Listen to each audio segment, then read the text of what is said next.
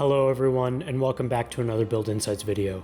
Today we'll be taking a look at the build-out for the Sanctuary of Iseum Serapis and the Divorum in Rome. These sites represent two sacred historical precincts of the ancient city, right up against the sprawling hillside neighborhoods which once encroached the Campus Martius. It's also the sixth subsection of Phase 3 in my years-long effort to recreate all of the ancient city circa mid-4th century CE.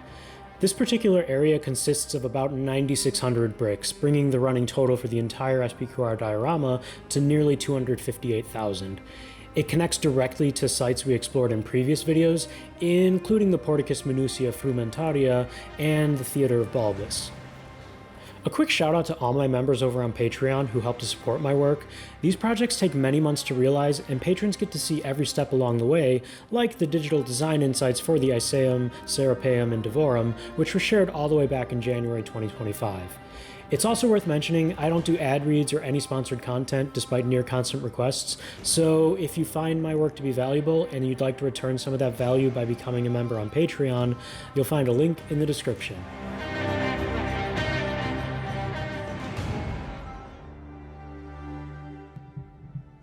The area we're exploring today includes two distinct sites, both of which were built during the late 1st century Flavian period, known as the Divorum and the Sanctuary of Iseum Serapis.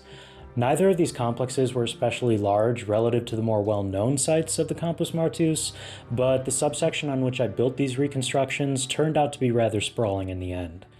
The base consists of 3 separate grids, which are all stitched together with a deceptively simple patchwork of 1x3 rounded plates, angled bars and clips, and simple 1x4 hinge plates. These connections tie the 3 grids together at 13 separate points and on more than one level, providing an extremely robust structural platform for the architectural reconstructions above. You're probably wondering why the substructure had to be this complicated in the first place, and that's due to the surrounding conditions influencing this particular parcel of the Campus Martius.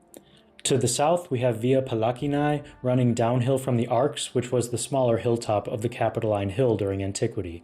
To the east, we have Via Lata, which corresponds to the modern Via del Corso, and to the north, the site is delimited by the Aqua Virgo, which will soon be extended from the first stretch we saw in last year's Phase 2. Finally, the western boundary is defined by the prevailing grid of the surrounding precincts in the Campus Martius.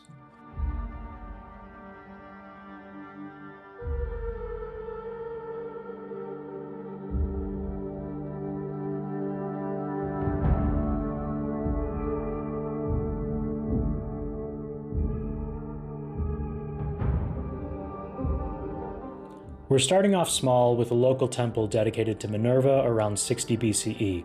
The Minervium, as it was sometimes called, was originally built by Pompey Magnus, who we saw earlier during our exploration of the Theater of Pompey.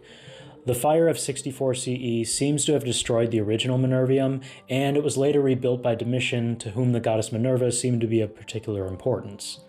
This is evidenced by the fact the temple within the Forum Transitorium, also built by Domitian, was also dedicated to Minerva. The Forum Transitorium would later be completed by and renamed for Domitian's successor Nerva, but I digress. The Minervium here in the Campus Martius featured a circular cell about 30 meters in diameter with steps on 4 sides, which included a substantial podium. According to sources, we know all this from a denarius minted in 94 CE, which depicts a round temple dedicated to Minerva. I'm not sure I was able to find that specific coin, but here are 2 possibilities that could be contenders.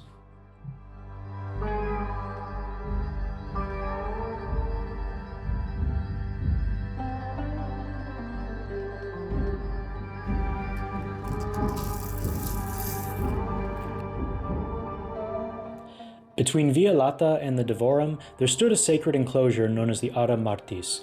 This altar dedicated to Mars was thought to date to the reign of King Numa sometime in the 7th or 8th centuries BCE. The uncertain dating of the altar also extends to its location, which is generally agreed to have been east of the Pantheon. Here in my own reconstruction, I placed the Ara Martis immediately adjacent to the Divorum. This is in keeping with a theory that the altar was rebuilt during the Imperium of Hadrian, at which time it may have been surrounded by a peribolos, that is, a wall enclosing a sacred area, in this case an altar dedicated to Mars, who was the patron deity of the Campus Martius.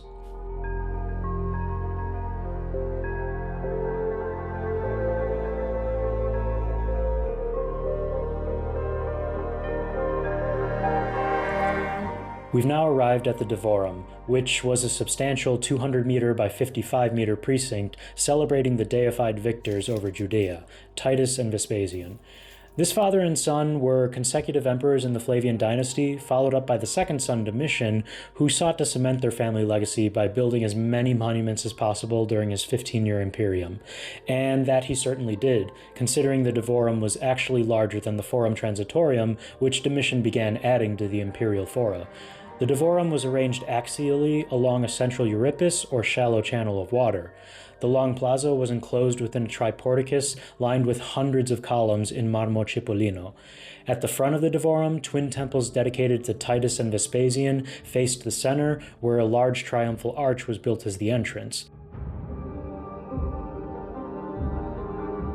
Despite the earth and gravel underfoot, the Divorum rivaled many of the grand plazas throughout the ancient city and was lined with 14 rows of trees on either side of the Euripus, interspersed columns topped by statues of Nike and victorious Romans, as well as a tetrastyle roofed structure, perhaps containing a statue and/or fountain at the end of the plaza.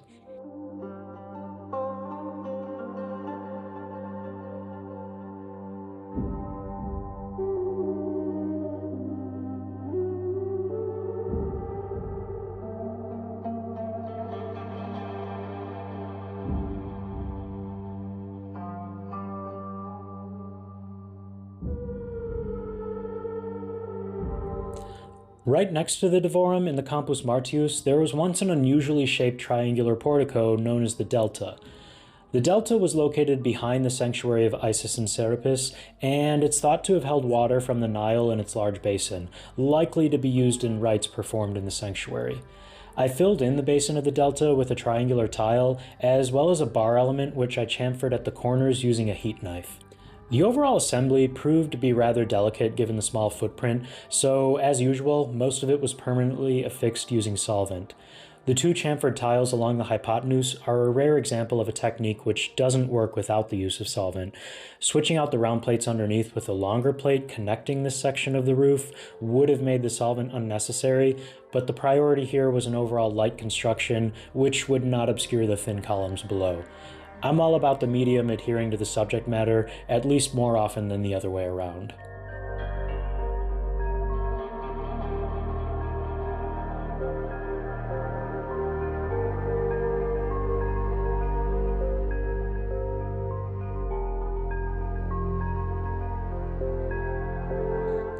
The sanctuary of Isis and Serapis was divided into two sections. The southern section seen here was defined by a semicircular exedra. The large basin at its center was accented by reclining Nile River statues, perhaps including the one at the center of the Braccio Nuovo dei Musei Vaticani. The columns of the portico were likely giallo antico from Numidia, while columns of gray granite may have faced the forecourt between the two sanctuaries.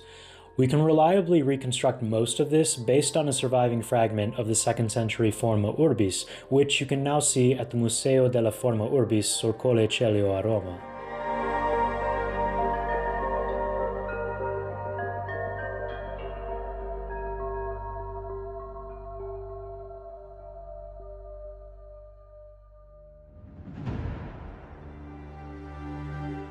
The sanctuary of Isis in Rome stood out as one of the clearest examples of the geographic extents of the Roman world.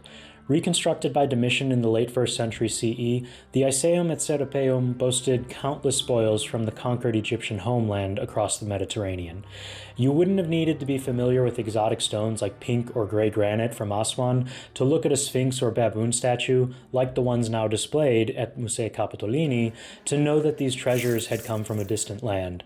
The architecture of the sanctuary itself combined Roman ingenuity with historiated Egyptian iconography, especially in the temple dedicated to Isis, which was built at the end of a dromosi, or ceremonial avenue lined with sphinxes and obelisks.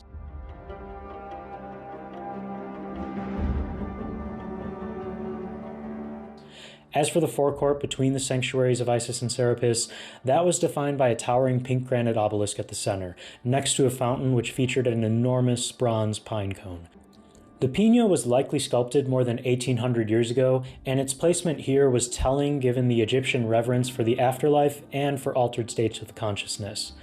Today, the Pina holds pride of place in the Cortile della Pina dei Musei Vaticani, where I've also depicted it in its current oxidized appearance.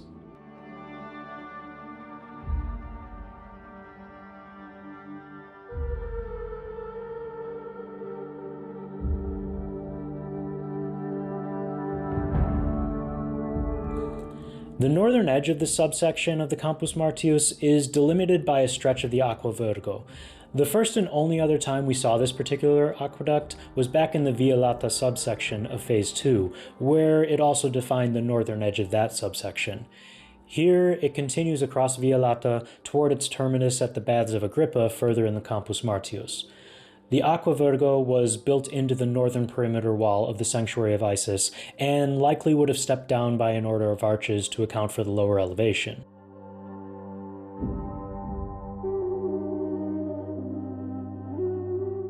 Today, you can see one of the best preserved sections of the Aqua Virgo beneath Via del Tritone. This section is located on the Piano Interrato, or basement level, beneath the shopping mall featuring Dolce & Gabbana, Louis Vuitton, and other luxury outlets.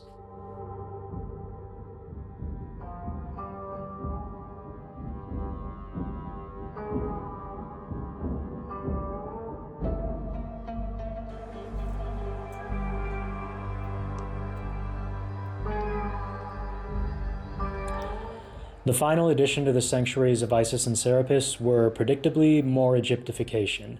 This time around, the exotic additions came in the form of palm trees, which proved to also be exotic for my body of work. Previously, I'd only represented palm trees using palm leaf plant elements on top of brown telescopes. This decidedly much more organic solution uses the same palm leaf combined with 2 inverted 3-leaf plates and a 1x1 round flower plate.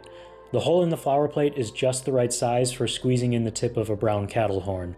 I did find out the hard way though, you need to use the Lego cattle horns made of rubber here. The Go-Bricks cattle horns are hard plastic and won't be able to squeeze into the same connection. These palm trees are rather delicate in the end, but they're here to stay, and quite honestly, these are the kinds of nuances and cumulative technique refinements that I live for.